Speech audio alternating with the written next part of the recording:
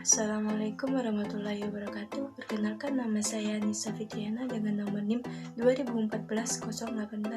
Saya salah satu mahasiswa di IAIN Syekh Abdurrahman Siddiq, Bangka Belitung. Saya dari Fakultas Tarbiyah dengan prodi Pendidikan Bahasa Arab.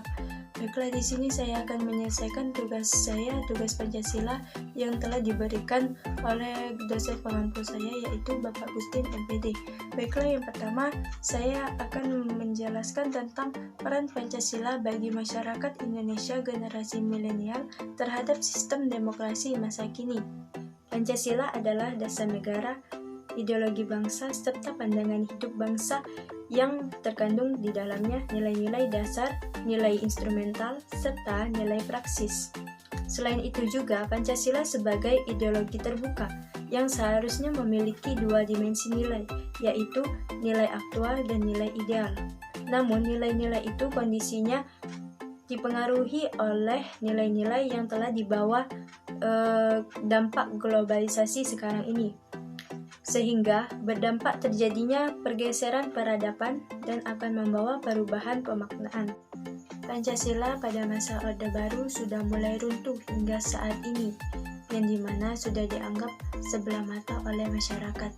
Hal ini disebabkan karena kebanyakan penyimpangan yang dilakukan oleh pemerintah yang melanggar nilai-nilai yang terkandung di dalam Pancasila. Kita sebagai bangsa yang baik, kita harus dapat menentukan mana yang baik dan mana yang benar. Dalam kata lain, kita tidak boleh melanggar aturan-aturan yang ada di dalam nilai-nilai yang terkandung di dalam Pancasila. Pancasila yang mulai kehilangan pamornya di kalangan generasi mengharapkan generasi muda dapat menjayakan kembali jika generasi muda sudah mulai mengenal atau sadar apa arti itu dari Pancasila dan juga dapat menerapkannya di dalam kehidupan sehari-hari sesuai dengan nilai-nilai yang terkandung di dalam Pancasila.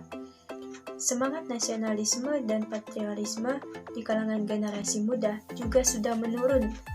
Hal ini bisa dilihat dari banyaknya generasi muda yang menganggap bahwa budaya asing lebih modern daripada budaya kita sendiri. Hal ini dapat dilihat sebagai contoh banyaknya teknologi canggih sekarang, cara berpakaiannya yang meniru budaya asing dan pola pikirnya sudah mulai berubah. Hal ini sudah terjadi di mana-mana, tidak hanya di kota-kota besar saja, tetapi sudah merambat ke pelosok-pelosok desa. Masa depan bangsa dapat dilihat dari generasi muda sekarang bertindak dan bersikap. Nilai-nilai moral yang baik berdasarkan nilai-nilai Pancasila dan melaksanakan dalam kehidupannya sehari-hari itu sangatlah penting.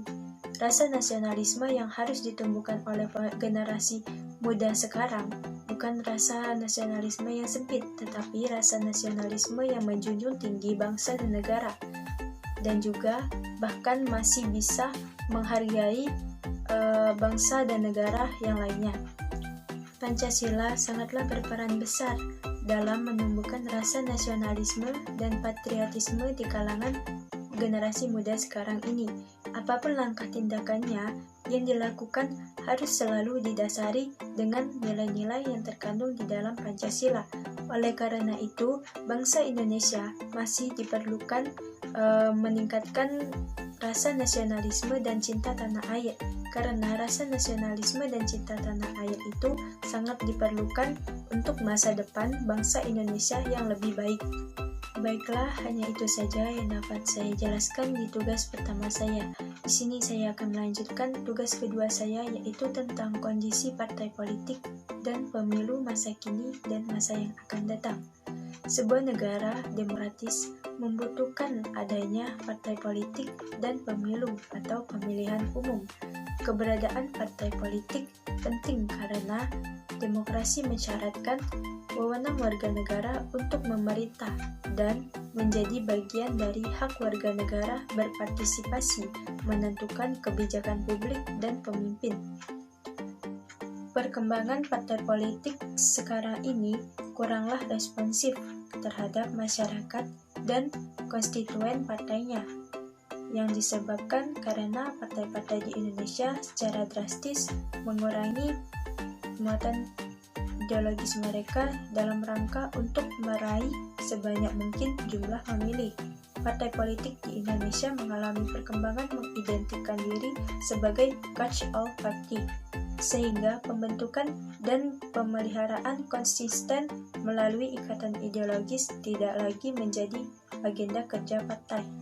Fakta dari persepsi publik terhadap partai politik adalah rakyat merasa tidak dekat lagi dengan partai politik. Hal ini terjadi karena institusionalisasi partai politik yang lemah, sehingga pola rekrutmen partai politik dilakukan dengan transparan dan transaksional, hanya untuk mengejar kepentingan yang semata. Hal ini menyebabkan resiko terjadinya krisis kepercayaan rakyat atas partai politik. Agar tercipta derajat kompetisi yang sehat, partisipatif, dan mempunyai derajat keterwakilan yang lebih tinggi, serta memiliki mekanisme pertanggungjawaban yang jelas, maka penyelenggaraan pemilu harus dilaksanakan secara lebih berkualitas dari waktu ke waktu. Oleh karena itu, perlu diupayakan perubahan untuk memperkuat lembaga perwakilan rakyat melalui langkah untuk mewujudkan sistem multipartai sederhana yang selanjutnya akan dapat memperkuatkan pula sistem pemerintahan presidensial sebagaimana yang dimaksudkan dalam Undang-Undang Dasar Negara Republik Indonesia tahun 1945. Baiklah, mungkin hanya itu saja yang dapat saya jelaskan di tugas saya kali ini. Sebelumnya saya akhiri, wabillahi taufiq wa hidayah, wassalamualaikum warahmatullahi wabarakatuh.